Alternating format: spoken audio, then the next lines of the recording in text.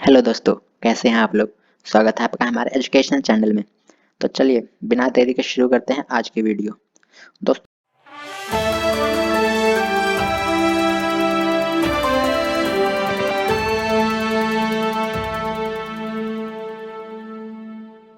तो आज हम बात करेंगे कि समाज शास्त्र का अर्थ, उसकी परिभाषा और उसकी प्रकृति क्या है।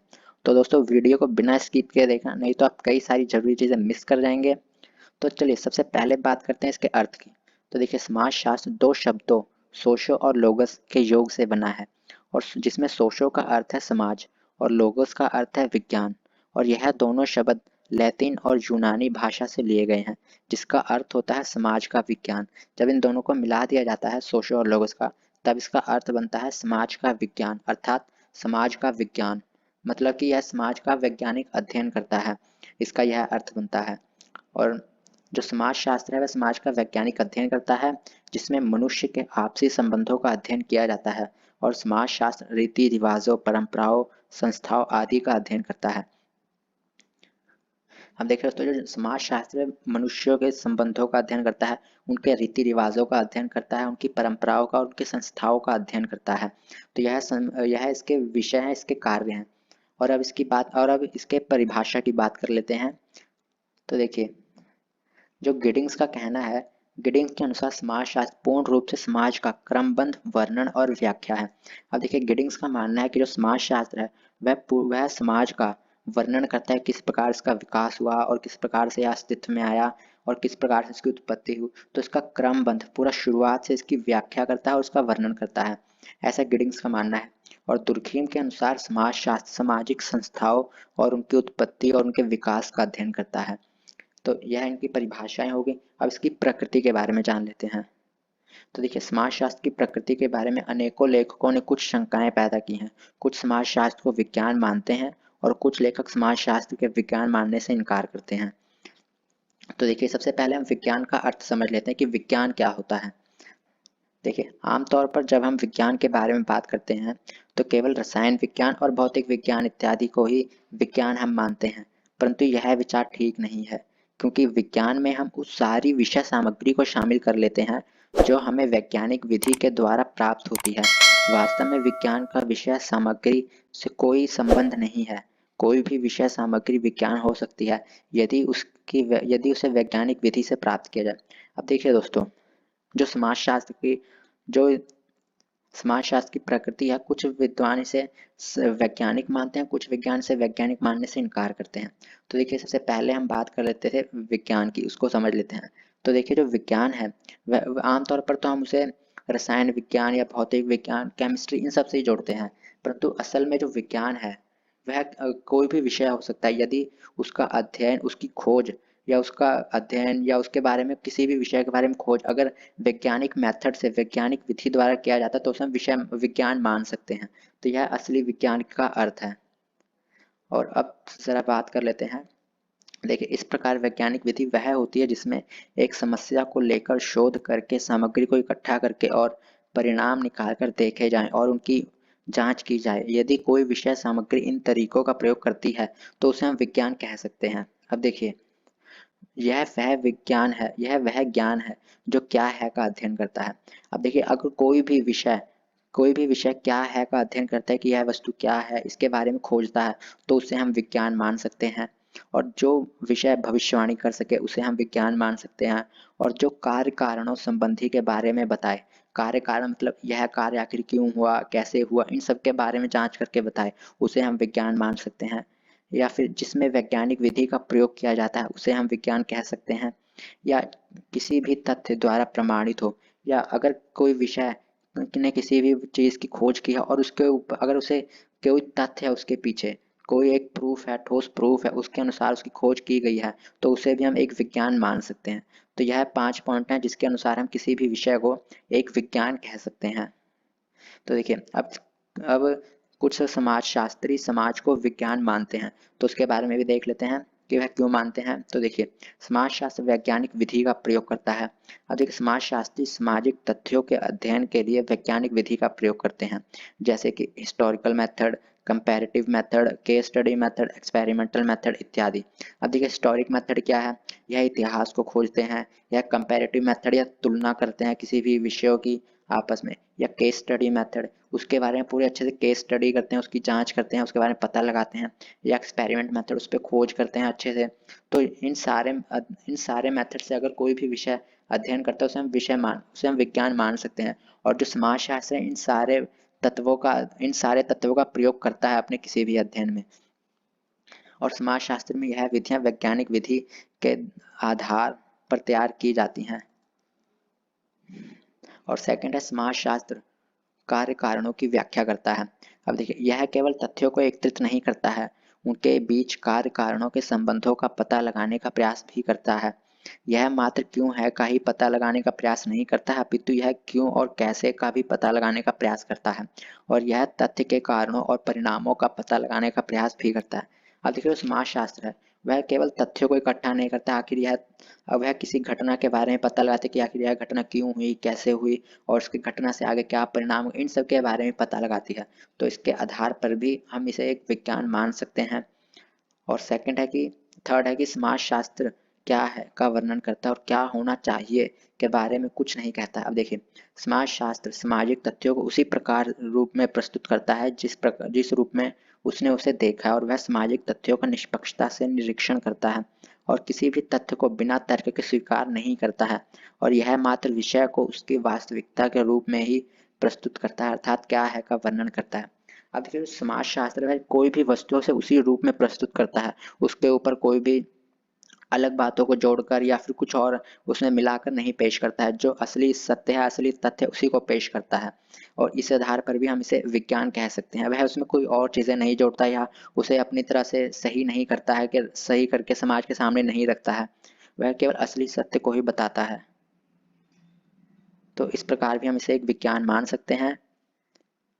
और फोर्थ पॉइंट है समाजशास्त्र में पक्षपात रहित ढंग से अध्ययन किया जाता है। अब देखिए समाजशास्त्र में किसी तथ्य का निरीक्षण बिना किसी पक्षपात के किया जाता है और अपनी भावनाओं को इसमें आने नहीं दिया जाता।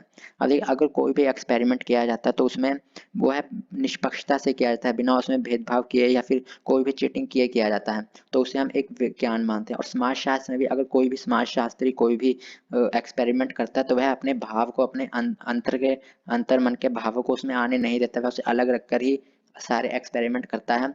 तो इसलिए भी हम इसे एक विज्ञान मानते हैं। और समाज शास्त्र के द्वारा भविष्यवाणी हो सकती है। अब देखिए जब समाज में कोई समस्या उत्पन्न होती है और जो समाज उस समस्या से संबंधित है केवल विषय वस्तु ही नहीं इकट्ठा करता है, अपितु उस समस्या का विश्लेषण करके परिणाम निकालता है और उस परिणाम के आधार पर भविष्यवाणी करने के योग्य हो जाता है। और इससे वह यह भी बता सकता है कि जो समस्या समाज में पाई गई है उसका आने वाले समय में क्या प्रभाव पड़ेगा और समाज को किन कठिनाइयों का सामना करना पड़ेगा। अब देखिए जब भी समाज में कोई समस्या उत्पन्न होती है तो जो समाज शास्त्र उसका अध्ययन करता है, उसके बारे में पता लगाता है कि यह समस्या क्यों उत्पन्न हुई और उसका आने वाले समय में क्या समाज के ऊपर क्या प्रभाव पड़ेगा। तो इस प्रकार यह भविष्यवाणी भी बता सकता है। तो इसलिए भी इसे विज्ञान मानते हैं, क्योंकि अगर कोई भी विषय भविष्यवाणी कर सकता है तो उसे हम विज्ञान मानते हैं। और समाजशास्त्र भी भविष्यवाणी कर सकता है। और फिर अब कुछ विद्वान इसे विज्ञान मानने से इनकार करते हैं। तो वह क्यों करते हैं यह भी देख लेते हैं। तो ये कुछ विद्वान समाजशास्त्र के विज्ञान नहीं मानते हैं। इस विज्ञान ना मानने के लिए वह कई तरह के तर्क देते हैं, जैसे कि प्रयोगात्मक विधि का हमेशा प्रयोग नहीं हो सकता है। देखिए समाजशास्त्र में हमेशा प्रयोगात्मक विधि का प्रयोग नहीं किया जा सकता है, क्योंकि इसकी विषय वस्तु मानव समाज है जिसके ऊपर उस तरह के प्रयोग नहीं किए जा सकते हैं जिस प्रकार भौतिक विज्ञान में किए जा सकते हैं। समाजशास्त्र मानव के व्यवहारों का अध्ययन करता है और इस प्रकार समाजशास्त्र में प्रयोगशाला में प्रयोग नहीं किया जा सकता है। अब देखिए जो समाजशास्त्र है कुछ विद्वान मानते हैं, कुछ विद्वानों का मानना है कि जो एक्सपेरिमेंट है केवल प्रयोगशाला में ही किए जाते हैं, और जो समाजशास्त्र है वह मानवों का अध्ययन करता है और जिसका अध्ययन हम प्रयोगशाला में नहीं करते हैं, नहीं कर सकते हैं। इसलिए भी कुछ विद्वान समाजशास्त्र को एक विज्ञान मानने से इनकार करते हैं। और सेकंड समाजशास्त्र भविष्य संबंधी निश्चित घोषणा नहीं कर सकता है। अब देखिए, समाजशास्त्र प्राकृतिक विज्ञान की तरह भविष्यवाणी नहीं कर सकता है। यह सामाजिक संबंधों और प्रक्रियाओं का अध्ययन करता है। यह संबंध और प्रक्रियाएं प्रत्येक समाज में अलग अलग होती हैं और इनमें परिवर्तन आते रहते हैं, और इसी कारण समाजशास्त्र भविष्यवाणी नहीं कर सकता। अब देखिए, समाज शास्त्र में मानव संबंधों का अध्ययन करता है, और जो ये मानव संबंध है यह हर स्थान पर अलग अलग होते हैं और इनमें हमेशा परिवर्तन आते रहते हैं। जैसे कुछ संबंध टूटते रहते हैं या कुछ नए और संबंध बनते रहते हैं, तो इनमें परिवर्तन भी आते रहते हैं। तो इसके अनुसार जो भविष्यवाणी है वह ठीक तरह से नहीं उतरती है, इसलिए भी इसे एक विज्ञान मानने से इनकार करते हैं। जबकि जो प्राकृतिक विज्ञान है उसकी भविष्यवाणी पूरी तरह से सही ही मानी जाती है, और समाज शास्त्र है वह सही तरह से भविष्यवाणी नहीं कर सकता, इसलिए विज्ञान मानने से इनकार करते हैं। और थर्ड पॉइंट है कि जो समाज शास्त्र में निष्पक्षता की कमी है। अब देखिए, समाज शास्त्र में निष्पक्षता की कमी होती है क्योंकि जो समाज शास्त्री किसी विषय की खोज कर रहा होता है वह किसी ना किसी सामाजिक समूह इत्यादि का सदस्य होता है, और उसके ऊपर किसी ना किसी समाज समूह का असर जरूर होता है, और इसे दूर कर पाना उस समाज शास्त्री के लिए असंभव होता है, इसलिए इसमें निष्पक्षता की कमी होती है। अब देखिए, जब भी समाज शास्त्र किसी भी चीज के बारे में, किसी भी रीति रिवाजों के बारे में अध्ययन कर रहा होता है, तो वो व्यक्ति भी खुद किसी ना किसी समाज के साथ संबंध रख रहा होता है, तो वह उस जब एक्सपेरिमेंट कर रहा है तो उसमें अपने भावों को जरूर ला सकता है और यह इन भावों से पीछे नहीं हट सकता है, और उनमें फिर वह कुछ प्रकार की गड़बड़ कर ही देता है या अपने विचार को उसमें पेश कर ही देता है। तो इस प्रकार भी कुछ विद्वानों का मानना है कि इसमें निष्पक्षता की कमी पाई जाती है। और फोर्थ है कि समाज शास्त्र के सिद्धांतों की कमी। अब देखिए, समाज शास्त्र के पास ऐसा कोई सिद्धांत नहीं है जो सभी समाज में एक तरह के पाए जाएं, जिसमें समाज परिवर्तनशील है।